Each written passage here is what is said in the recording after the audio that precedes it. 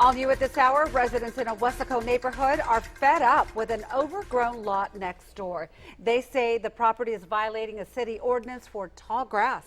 Folks want the city to do something about that problem. Channel 5's Steven Sarabia tells us how certain lots are getting around a 7-day cleanup notice.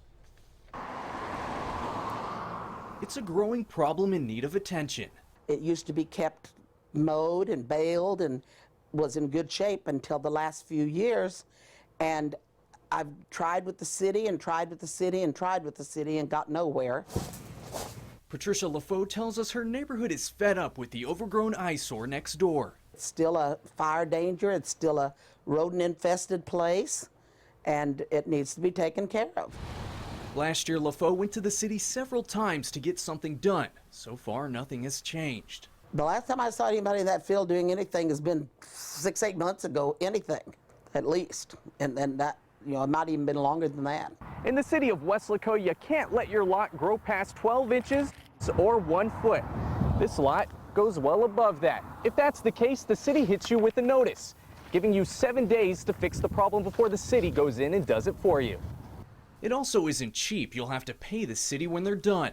We went down to City Hall to see what they were doing about the complaint. There we learned this field was different. We do have acreages that are south of town or north of town that are inside the city limits, and they're used for agriculture, like for bales and stuff like that, for hay bales.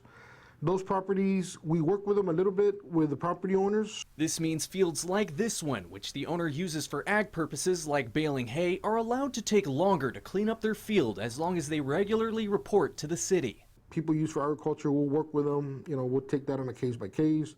Now, if it's causing a nuisance to the neighbors, then we'll take that into consideration also. Pedraza tells us for this case, the last time they spoke with the owner was at the end of summer. He says they will be following up on the case. We'll keep you updated. Steven Sarabia, Channel 5 News, Weslaco.